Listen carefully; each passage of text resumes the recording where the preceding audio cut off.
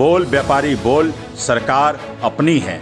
यह कार्यक्रम व्यापारियों की उन समस्याओं की आवाज है। व्यापारियों के सामने आने वाली समस्याओं को सरकार तक पहुंचाने की आवाज है। बोल व्यापारी बोल, सरकार अपनी है।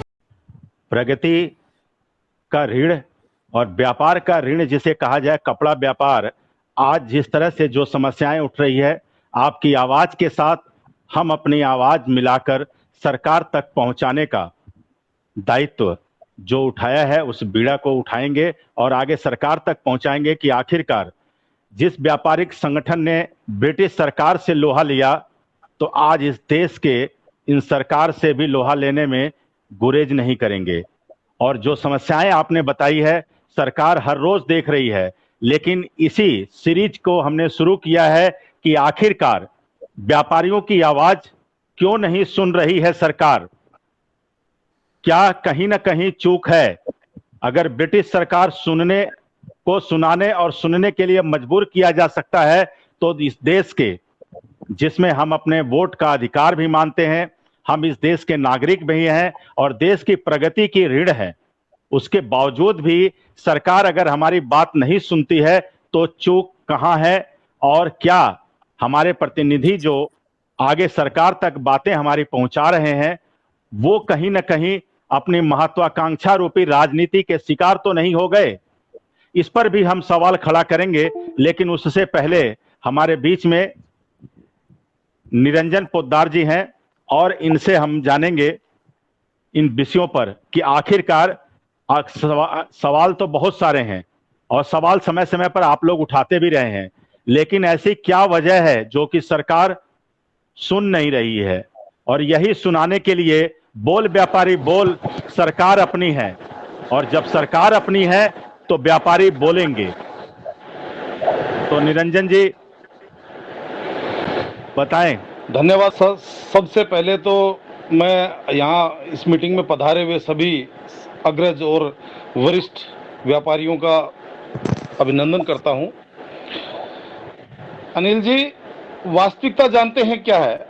वास्तविकता ये है कि हम लोग व्यापारी तो हैं, और मैं ये मानता हूं कि व्यापारियों के अंदर ज्यादातर लोग हाईली एजुकेटेड भी हैं, बुद्धिजीवी भी हैं, बुद्धिशील भी हैं, सारी चीजें समझते हैं। लेकिन हम लोग जो है ना, हमारी जो सबसे बड़ी प्रॉब्लम मैं ये मानता हूं कि हम लोग बातों को ज्यादा करते हैं और हम लोग उसको धरातल पे कम लाते हैं। सर्वप्रथम मैं आपको बताना चाहता हूं कि मैं कोई व्यापारी नेता नहीं हूं, मैं अपने आप को व्यापारी नेता नहीं कहता। मोरी गेट, कश्मीरी गेट, जो मेरी कर्मस्थली है, जहां मैं व्यापार करता हूं, वहां पे लगभग समझ लीजिए 8 से 10 हजार मेरे जो जीएसटी होल्डर मेरे व्यापारी हैं, और जिन्होंने मुझे अपनी आवाज उठाने के लिए, उनकी आवाज उठाने के लिए उन्होंने मुझे प्रतिनिधित्व दिया हुआ है। तो मैं ये कहता हूं कि मैं उन 7, 8, 10 हजार जीएसटी होल्डर्स जो व्यापारी हैं, उनका प्रतिनिधि हूं। मैं कोई व्यापारी नेता नहीं हूं, क्योंकि ना मुझे कोई सत्ता चाहिए, ना मुझे कोई शासन चाहिए, और मैं उन्हीं की आवाज को उठाता रहता हूं। आज मैं आपका बहुत आभार व्यक्त करता हूं कि आपने एक प्लेटफॉर्म दिया है कि मैं उन सभी की पीड़ा और उनकी जो वेदना है उसको आपके माध्यम से आगे तक उसको रख पाऊं। श्रीमान, वास्तविकता जानते हैं क्या है कि आज व्यापारी केवल, जैसे अभी हमारे अग्रज बंसल साहब कह रहे थे कि आज व्यापारी एक दुधारू गाय है, और दुधारू गाय के अंदर भी क्या होता है कि उसको चराया जाता है, उसको पाला जाता है, उसको नहलाया जाता है, उसकी तबीयत का ध्यान रखा जाता है। लेकिन हम एक ऐसी गाय है जिसको मैं दूसरी भाषा में ये कहता हूं कि हम लोग काठ की गाय है, लकड़ की गाय है, कि केवल दूध निकालो और कोने में खड़ी कर दो। ना उसका हमें कोई सेवा करने की आवश्यकता है, ना हमें उसको चराने की आवश्यकता है, ना उसको हमें पालने की आवश्यकता है। फिर जब हमें दूध की जरूरत हो, कोने से उठाओ, लाओ, दूध निकालो, फिर कोने में खड़ी कर दो। आज आप देखेंगे जितनी ब्यूरोक्रेसी है, केवल उनकी एक ही धारणा है, जो भी पॉलिसी बनती है ये सोच करके बनती है कि व्यापारी तो चोर है। और व्यापारियों के अंदर भी मैं आपको बता दूं, लघु एवं मध्यम जो व्यापार है, जो पूरे देश की रीढ़ और पूरे देश की अर्थव्यवस्था और पूरे देश के रोजगार सिस्टम के अंदर मेरे हिसाब से 80% के ऊपर का योगदान देता है, उस व्यापारी वर्ग के साथ ये दुर्दशा है। जो उच्च घराने हैं, जो कॉरपोरेट्स हैं, उनके साथ व्यापार भी सरकार भी संवाद करती है। उनके जो बड़े बड़े लाइजनर हैं वो ब्यूरोक्रेट्स के साथ भी वो संपर्क साध लेते हैं और पॉलिसियां बनवा लेते हैं। और आप देखिए कि सरकारें किस तरीके से काम करती हैं। इसके अंदर मैं किसी पार्टी विशेष को नहीं दोषारोपित करूंगा। जो भी सरकारें आती हैं, जो सत्ता में आती हैं, वास्तव में क्या है कि वो इन ब्यूरोक्रेसी की बैसाखी के ऊपर निर्भर होती हैं। और जो मेरी समझ में जो समस्या की जो सबसे बड़ी जड़ है, वो यहाँ की ब्यूरोक्रेसी को जब तक हम लोग अपनी बात नहीं समझा पाएंगे तब तक शायद हमारी समस्याओं का समाधान नहीं होगा, मेरा ऐसा मानना है। क्योंकि कोई भी सरकार आती है, कल को मान लीजिए हमारे राकेश यादव जी अगर परमात्मा करे कि अगर उस स्तर पे चले गए और वहां मंत्रालय में जाकर के अगर इन्होंने उस सीट को सुशोभित किया, तो इनके साथ भी वही मशीनरी काम करेगी। और कदाचित इनको ये चीज जो इन्होंने भुगता है, जो इन्होंने झेला है अभी तक के जीवन में, व्यापार जीवन में, शायद इनको विस्मृत कर देगी, इनको ये दिखा देगी कि नहीं राकेश जी, आप जैसे व्यापारी तो कुछ लोग ही हैं, बाकी के सारे व्यापारी चोर हैं और पॉलिसियां इनसे ऐसी बनवाएंगे। और हमारे जो, जैसे अभी आपने कहा अनिल जी, कि हमारे जो व्यापारी नेता अपने आप को कहते हैं, जो कहते हैं कि हम 8 करोड़ व्यापारियों का प्रतिनिधित्व करते हैं, कोई कहता है हम जो है पूरे देश का व्यापारियों का प्रतिनिधित्व करते हैं, वो क्या है कि अपनी क्षुद्र राजनीति, वो व्यापारियों को केवल एक माध्यम समझते हैं, एक सीढ़ी समझते हैं, कंधा समझते हैं। और उस हिसाब से वो अपनी जो राजनीतिक महत्वाकांक्षा प्राप्त करने के लिए व्यापारियों के कंधे को एक सीढ़ी के रूप में इस्तेमाल करते हैं। जिस आदमी के साथ उनको सूट करता है वो उसके साथ आगे बढ़ते हैं, जो उनकी हाँ में हाँ मिलाता है उनके साथ वो आगे चलते हैं। कहीं जो वास्तविक समस्या है उनके बारे में कहीं कोई चर्चा नहीं होती है, वो आवाजें वहां तक नहीं पहुंचती हैं जहां से पॉलिसियां बनती हैं। अब मैं आपको बताना चाहता हूं, जैसे भी हमारे अग्रज श्री भगवान बंसल जी ने जिस तरीके से बताया है, ये 1 जुलाई से जो सरकार ने जीएसटी की जो जलेबी बनाई है, मैं इसको थोड़ा सा दूसरे शब्दों में आपको बताना चाह रहा हूं कि ये जो अभी तक जो जीएसटी लगे हुए, आज पूरे 4 साल है, 1 जुलाई को जीएसटी का हैप्पी बर्थडे भी था, लेकिन आज तक भी मैं इसको व्यापार जगत का डकवर्थ लुईस नियम समझता हूं कि जो आज तक अच्छे जो चार्टर्ड अकाउंटेंट हैं, जो प्रोफेशनल्स हैं, वो भी कई चीजों को खोजते हुए रह जाते हैं, उनको भी अभी समझ में नहीं आया। जबकि सरकार की मंशा क्या थी, जीएसटी लागू करने से पहले सरकार हमें ये बता रही थी कि जीएसटी लगाना हमारा जीएसटी के प्रति हमारी मंशा ये है कि हम एक तो ईज ऑफ डूइंग बिजनेस की तरफ बढ़ रहे हैं, भारत का जो बिजनेस है वो ईज ऑफ डूइंग में आ जाएगा। दूसरा कि 1 नेशन 1 टैक्स। तीसरा, कम से कम जो क्लरिकल फॉर्मेलिटीज है, कंप्लायंसेस है, कम से कम उनका वो होगा। लेकिन आज हुआ क्या है, आज हुआ उल्टा है। व्यापारी इससे और ज्यादा भयभीत हो गया है। ठीक है, कहीं कुछ सुविधाएं हुई हैं, जहां मैन्युफैक्चरिंग जो यूनिट्स हैं उनके अंदर कुछ सुविधाएं हुई हैं, कुछ एक्साइज डिपार्टमेंट की जो जातियां होती थी उनमें कुछ कमियां आई हैं, ये मैं मानता हूं। लेकिन ज्यादातर जगह पे इस चीज से प्रॉब्लम्स क्रिएट हुई हैं। जैसे अभी चर्चा में आया कि इतनी जीएसटी रिटर्न्स आपको भरनी है, उसके बाद में ये करना है। अब ये एक टीडीएस का सिस्टम इन्होंने और एप्लीकेबल कर दिया 1 जुलाई से। भैया आप इसको क्या बनाना चाहते हो? ये गोल गोल जलेबी घुमा करके आप, आज स्थिति ये आ गई है, किसी अच्छे अधिकारी से अगर हम बात करते हैं अनऑफिशियली, तो वो एक ही बात कहता यार तुम इतना सेल करते क्यों हो? तुम जो भी करते हो अपने अंदर खाते में, जैसे आज तक होता है 2 नंबर वाला काम।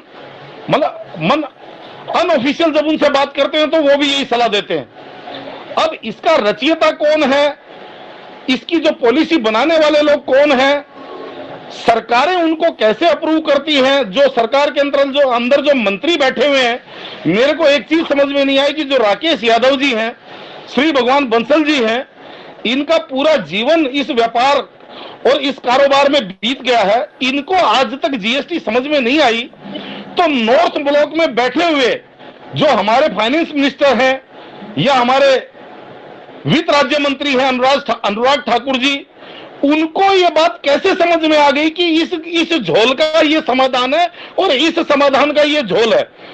उनको ये बातें कैसे समझ में आ गई? उन्होंने बिना व्यापार करे हुए, बिना उस चीज को प्रैक्टिकल किए हुए कैसे इन सब चीजों को समझ लिया?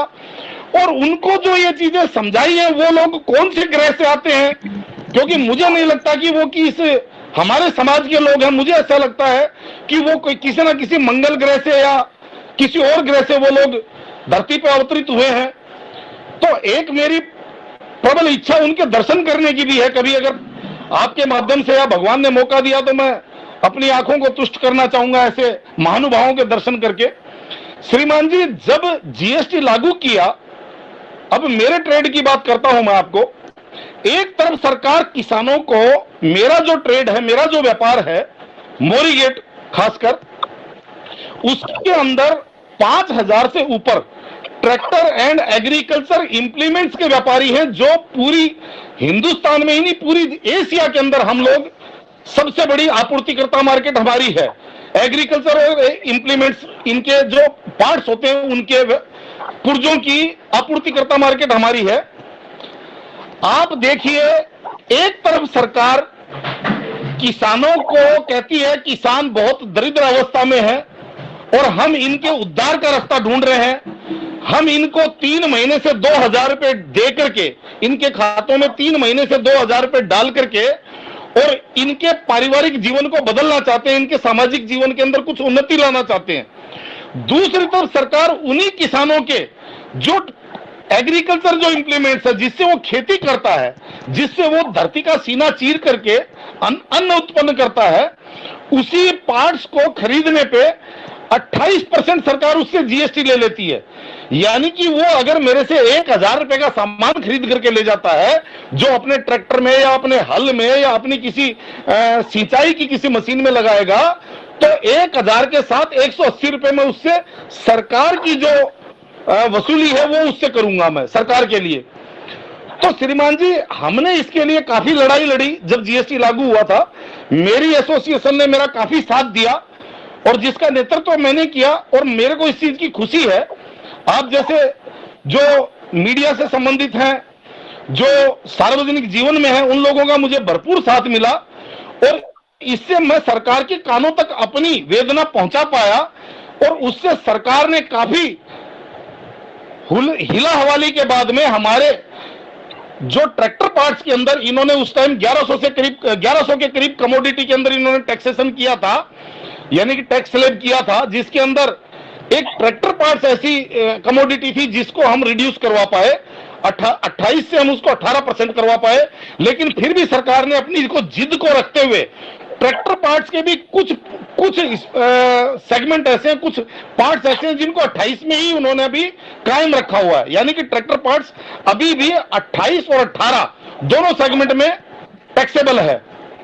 श्रीमान जी, एक चीज आप और देखिए जो आपको लगेगी वास्तव में कितनी बड़ी विडंबना है, और जो मैं कहता हूं कि ये जो सरकारें हैं, ये जो ब्यूरोक्रेसी है या ये जो सिस्टम है, ये कॉर्पोरेट के लिए काम करता है। इसके पीछे मेरा क्या तर्क है वो मैं आपको बताना चाहता हूं कि आज सरकार ट्रैक्टर पार्ट्स के ऊपर 18% और 28% टैक्स लेती है, और ट्रैक्टर के ऊपर सरकार ने 12% टैक्स निर्धारित किया हुआ, जीएसटी निर्धारित किया हुआ, जबकि वो ट्रैक्टर किसी खेत में नहीं उगता, किसी पेड़ पे नहीं लगता।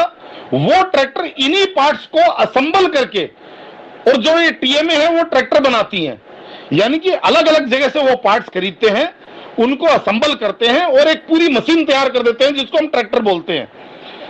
ये वही बात होगी जो मैं कई मौकों पे बोल चुका हूं, सरकार के यहां पे भी मैं कई बार बोल चुका हूं।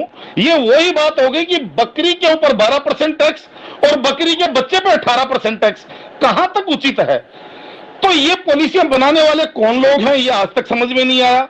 और जब हम इनकी आवाजें उठाते हैं, हम जब ये बोलते हैं, वो उनके कानों तक क्यों नहीं पहुंचती, और पहुंचती है तो उनके कर्ण पटल पे क्यों नहीं गूंजती, ये आज तक समझ में नहीं आया।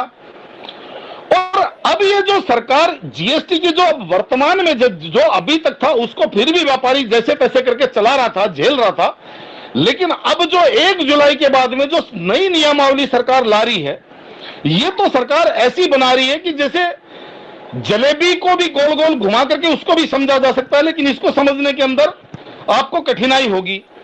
अब एक जो आदमी भरा पूरा व्यापार करता है उसके लिए ये स्थिति हो गई है कि उसको अपने परिवार का कम से कम एक व्यक्ति केवल और केवल इस जीएसटी के लिए उसको नियुक्त करना पड़ेगा, क्योंकि केवल अकाउंटेंट्स के आधार पे या किसी कर्मचारी के आधार पे हम लोग ये जुर्माने नहीं भुगत सकते। और सबसे बड़ी विडंबना क्या है कि कहीं पे भी कोई मानविक गलती है, जैसे मान लीजिए अगर कोई टैक्स चोरी करने के लिए या उस उद्देश्य से कोई आदमी त्रुटि करता है, आप निश्चित रूप से उसको पेनलाइज कीजिए, उसके ऊपर पेनल्टी डालिए, जुर्माना लगाइए, दंड दीजिए। लेकिन जब एक मानविक गलती होती है उसके ऊपर भी इतना बड़ा अर्थदंड कि उसकी सारी व्यवस्था चरमरा जाए। अभी मेरा एक व्यापारी है, वो दुर्भाग्य से एक्सपोर्ट का काम करता है। मैं दुर्भाग्य से इसलिए कहता हूं क्योंकि हम लोग उस दुर्भाग्य के शिकार होते हैं। वो दुर्भाग्य से एक्सपोर्ट का काम करता है। उसने यहां मोरी गेट से एक्सपोर्ट के लिए माल बनाया और गाजियाबाद ट्रांसपोर्ट नगर, जहां पे ट्रांसपोर्ट कंपनियां हैं, वहां पे उसने उस माल को बुकिंग करने के लिए भेजा। उसने बाकायदा सारे नग पैक किए हुए थे, सबके ऊपर कोडिंग डाली हुई थी, नंबर डाले हुए थे, मार्किंग डाली हुई थी, साथ में पक्का बिल बनाया हुआ था। और बिल के ऊपर उसने वो ई-वे बिल उसने निकाला हुआ था। लेकिन जो ई-वे बिल का जो सेकंड पार्ट है वो उसके कर्मचारी ने भरना भूल गया। उसके कर्मचारी ने second part bill, e-way bill का सेकंड पार्ट फिल करना भूल गया, क्योंकि उसको ये नहीं पता था उसके कर्मचारी को कि ये जो माल है ये कौन सी गाड़ी में लोड होगा, गाड़ी नंबर क्या होगा। तो वो ट्रांसपोर्ट में जाने के बाद में मैं उसको फिल कर दूंगा ये सोच करके उसने सेकंड पार्ट फिल करना भूल गया। और यहां पे बॉर्डर से पहले ही जीएसटी डिपार्टमेंट की जो इंटेलिजेंस विंग है, जो इनकी जो क्या कहते हैं वो फ्लाइंग है, उन्होंने उसको पकड़ लिया। और भाई साहब आप ताजुब करेंगे, 17.5 लाख रुपए के माल के ऊपर 17.5 लाख रुपए का उन्होंने इस मानविक भूल का उन्होंने जुर्माना उसके ऊपर लगा दिया। मैंने भी उसके लिए काफी प्रयास किया, काफी जगह मैंने बात करी, बड़े बड़े अधिकारियों से बात करी। उन्होंने कहा आप एक काम कीजिए, डीजीसीएमआई में चले जाइए। डीजीसीएमआई लखनऊ है। वो कहते हैं अगर मैंने उनको बोला अगर डीजीसीएमआई में हम जाते हैं तो क्या इसका समाधान हो सकता है? कहते हैं जी अगर आप उनको कन्विंस करने में सफल हो गए तो शायद वो इस चीज को मान जाए। अब बताइए श्रीमान जी, एक व्यापारी अपना व्यापार करके माल भेजे, ट्रांसपोर्टों में बुक कराए, सप्लाई करे, या डीजीसीएमआई के चक्कर काटता फिरे, जीएसटी डिपार्टमेंट के चक्कर काटता फिरे, तो ये कम से कम मानविक भूल का कोई तो कोर्ट भी किसी प्रथम मुकदमे में ये कहती है कि भाई इसका पीछे का जो रिकॉर्ड है वो कभी कोई आपराधिक रिकॉर्ड नहीं रहा, इसलिए हम इसके साथ नरमी बरतते हैं। लेकिन आज जो व्यापारी सरकार का खजाना भरता है, जो जीडीपी के अंदर इतना बड़ा अहम रोल निभाता है, और उसके बाद में भी अनिल जी मैं आपको बताना चाहता हूं, मेरा समाज यानी कि व्यापारी समाज ऐसा समाज है कि जो सरकार को टैक्स देता है उसके बाद में भी धर्मशालाएं, मंदिर, मस्जिद, गुरुद्वारे, भंडारे, कुएं, बावड़ी, हैंडपंप, प्याऊ, उनके अंदर भी हम स्वेच्छा से योगदान देते हैं। गरीब कन्याओं के शादियों के अंदर हम स्वेच्छा से योगदान देते हैं। यानी कि हम एक तरह की सरकार का जो दायित्व है उसको पैरेलली हम अपनी स्वेच्छा से निभाते हैं। और हमारे साथ ऐसा होता है कि हमारी अगर मानविक भूल हो गई उसके ऊपर भी इतना बड़ा अर्थदंड कि हम एक दोषी की मुद्रा में खड़े होंगे हाथ जोड़ करके वहां पे। और बोलने को बहुत चीजें हैं, लेकिन मैं अपनी सीमाओं का ध्यान रखते हुए, समय की सीमाओं का भी ध्यान रखते हुए आपसे अपने वाणी को विराम देते हुए आपसे अनुमति लूंगा। आपका बहुत बहुत धन्यवाद, आपने मुझे ये प्लेटफॉर्म मुहैया करवाया, जिसके लिए मैं आपका बहुत आभारी हूं। बहुत ही सुंदर निरंजन जी, आपने अपनी बात रखी है और सरकार को यह बात बताने के लिए ही यह प्लेटफॉर्म खड़ा किया गया है। बोल व्यापारी बोल सरकार अपनी है, क्योंकि व्यापारी चोर नहीं है, व्यापारी प्रगतिवीर है। जैसा कि बार बार इस बात को दोहराया जाता है कि यह नज़रिया सरकार को भी बदलना होगा। और अभी जैसा कि बंसल जी की जो संस्था है ब्रिटिश हुकूमत को भी ये बताती रही कि हम भारतीय हैं, हम संघर्ष करना जानते हैं, हम जो है मेहनत करके अपनी आकृति और प्रकृति बदलना जानते हैं, और हम जो है इस देश का भविष्य हैं। और यह सरकार को भी समझना होगा। सरकार बात इसीलिए नहीं सुनती है, जैसा कि आपने कहा, और यह बात सरकार को भी सुनाने के लिए ही कही जा रही है, क्योंकि सरकार लोहे का स्वाद घोड़े की बजाय लोहार से पूछ रही है। आपने जैसा बताया कि जो कभी भी व्यापार नहीं किया वो व्यापारियों का प्रतिनिधित्व करके और व्यापारियों के लिए नियम और कानून बना रही है। वो सरकार राजनीति में वो लोग आए हुए हैं जिन्हें अक्सर कहा जाता है कि इन्हें शायद इस विषय पर जानकारी नहीं है, और वो लोग इस विषय को बना रहे हैं। अक्सर व्यापारियों की मांग रही है देश के अंदर कि सिंगल विंडो और वन टैक्स, लेकिन वो आज तक सरकार नहीं कर पाई है, क्योंकि सरकार भी देख रही है कि व्यापारी अलग अलग समुदाय में, अलग अलग समूह में, अलग अलग संस्थानों में बटे हुए हैं। ट्रेड अलग अलग हो सकता है, लेकिन व्यापारियों की समस्याएं एक है। इसीलिए आज जरूरत आकर इकट्ठा एक जगह खड़ी हुई है कि व्यापारियों की आवाज एक हो सके। बोल व्यापारी बोल, सरकार अपनी है। यह कार्यक्रम व्यापारियों की उन समस्याओं की आवाज है। व्यापारियों के सामने आने वाली समस्याओं को सरकार तक पहुंचाने की आवाज है। बोल व्यापारी बोल, सरकार अपनी है।